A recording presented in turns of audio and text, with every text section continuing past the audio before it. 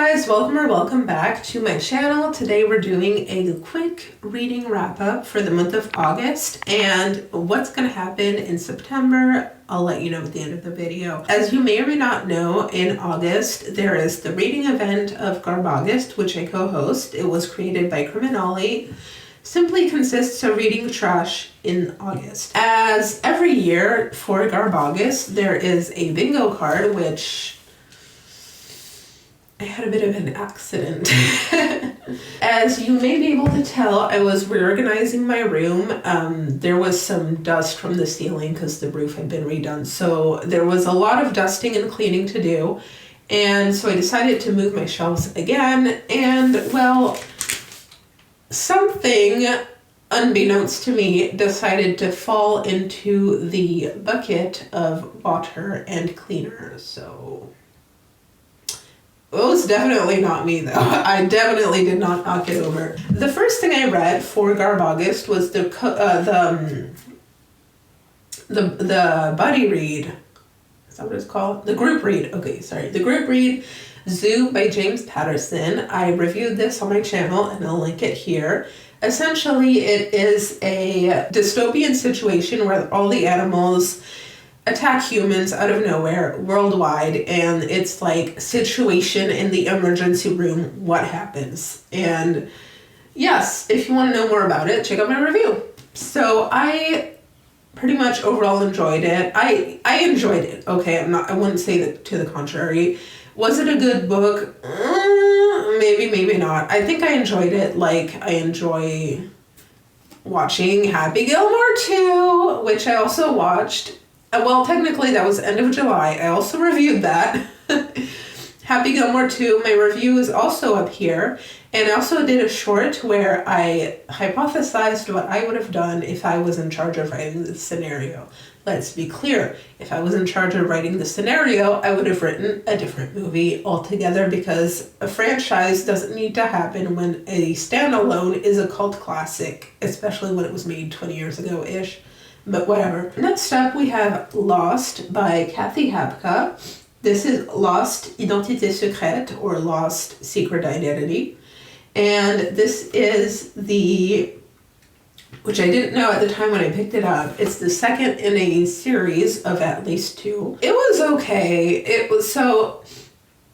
It's based on the show, on the TV show, which, if you don't know, is a sci-fi, somewhat fantasy show about a plane that crash lands on a tropical island, and the survivors will have to survive, discover there might be other people living on the island already, and the sci-fi, at first you don't know if it's sci-fi or fantasy actually, but there are happenings on the island. The first season is fairly tame. I will say seasons 2 onward get a little woo-woo, but it's a polarizing show. It's like you're in or you're not. And I was in. I love the show, for the record. So I really enjoyed this. What I like about this actually is that the lost elements in here have nothing to do with sci-fi or anything. It's very much just the plane crashed and there are survivors on an island. So if you kind of dropped out at season 2 onward because you thought it was too weird, I think it wouldn't be a problem for this book. Essentially, it's about a philosophy student named Dexter who is looking for his girlfriend named Daisy. Now, Dexter and Daisy aren't in the show. These are made-up characters for this book, but everyone else is. So you follow Dexter as he's looking for Daisy after the plane crashed, and the format I thought was interesting because in the show, there's the main storyline and then there are flashbacks to do character building.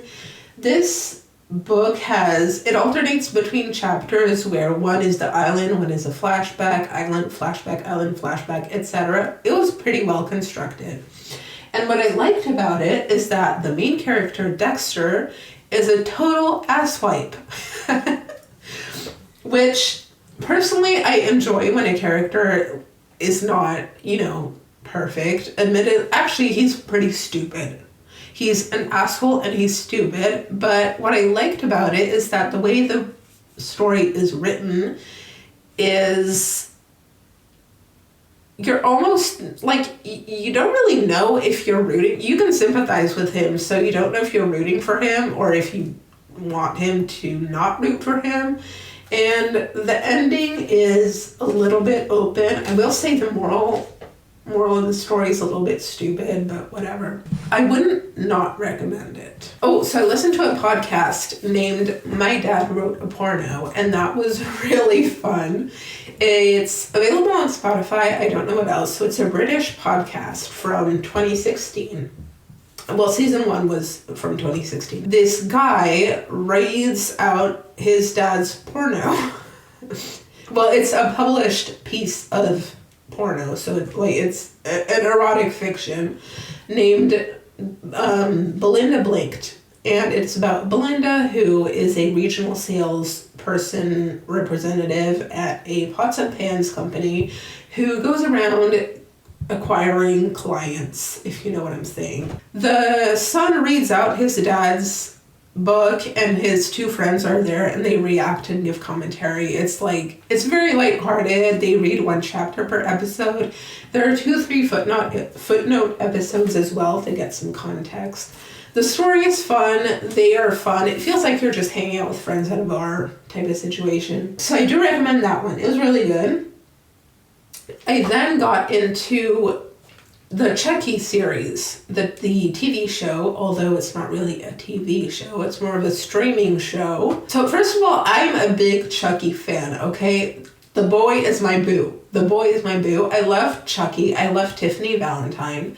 And so I am totally biased in that I will admit the show is pretty bad, but I loved every second of it. The one main thing I did not like about the show is that there's a prerequisite that you have seen all of the movies. And so, to understand the character dynamics and the storyline. So there's Chucky, Tiffany Valentine, which I feel like you could understand the dynamic without knowing. But then there are the kids, Glenn and Glenda, which to understand their situation, you really have to watch the movies. And I don't know. I think it's kind of a shame. I do like when shows or adaptations of a piece of work throw in little Easter eggs for fans that read the original or whatever.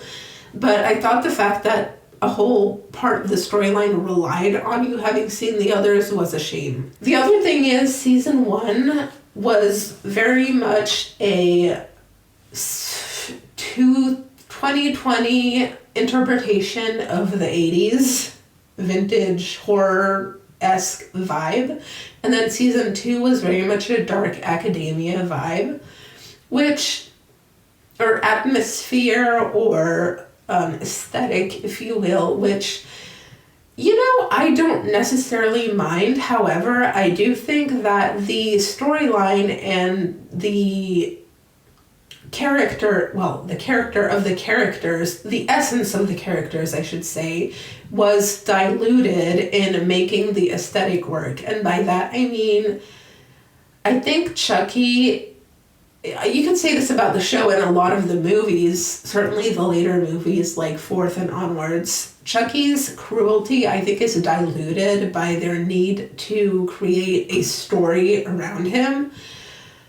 I loved actually in season 2 how they played up Tiffany Valentine's character. You spend a lot more time with her, and you do get some of her backstory with Charles Lee Ray of how they meet and become serial killers, do end up doing it together because they were serial killers. Well, at least Charles Lee Ray was before meeting her. But anyway, that was very cool. I loved that they really brought you into Tiffany Valentine's, almost like her fun house. It's her mansion, but it was fun. I really enjoyed it. You have to understand, so season 1 you can watch without knowing the storyline at all. But season 2, you really need to know the dynamic with Charles Lee Ray, Tiffany Valentine, and Glenn/Glenda. So I am biased. And then last and definitely least, I DNF'd Tiger King. So I didn't really get to it during the previous apocalypse, so I decided, hey, let's give it a try for Garbaugust. There's enough going on in the world for me to justify pulling it out of the cesspool that is the internet. And boy, was I disappointed. Okay, credit where credit is due. Tiger King is extremely entertaining, and I laughed a lot.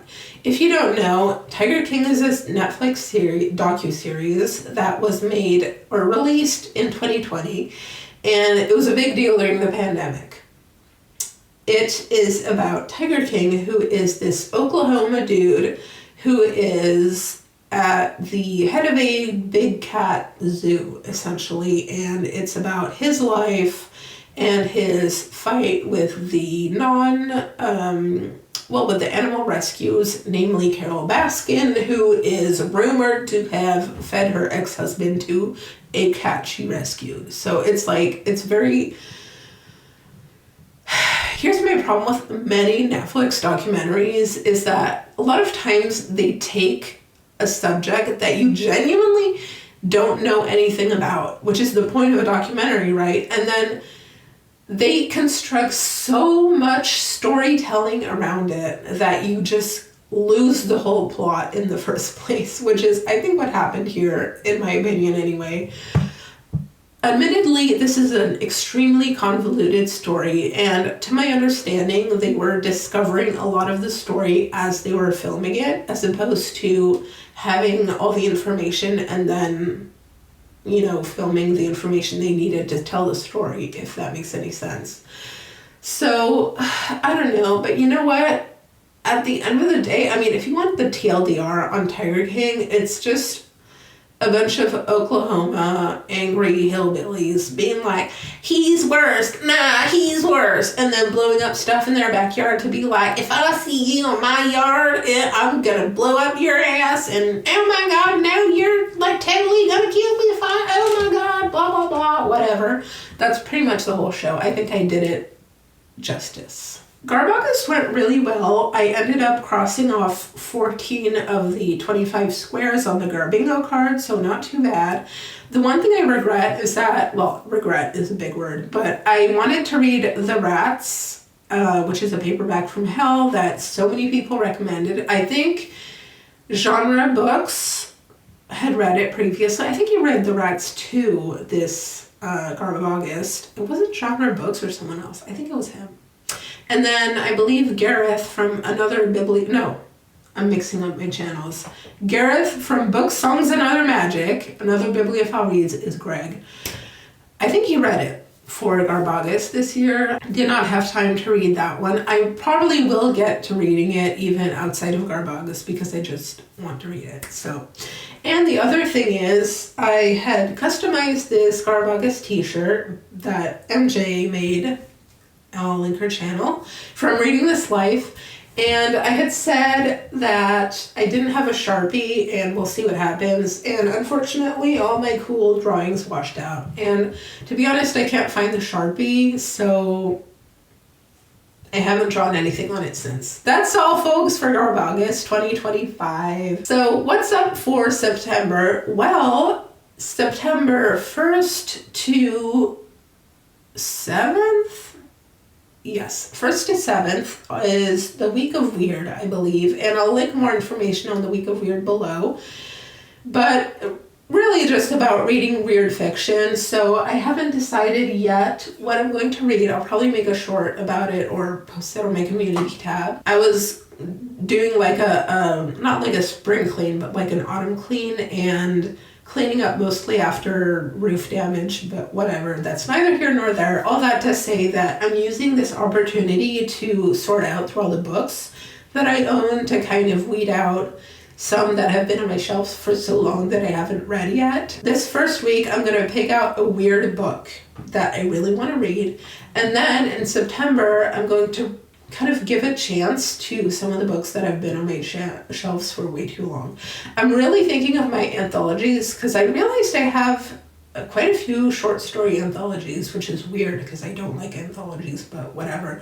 Your reading taste changes through time, so we'll see. I'll let you know. Then the final thing I wanted to share that I think is very cool is that I'm working on a cool little video series for October, and I hope to see you then. So I'll let you know more in a separate video because there is cool stuff to be said about it, and I think it deserves its own video. So I will see you Friday, and I will see you in October. Bye!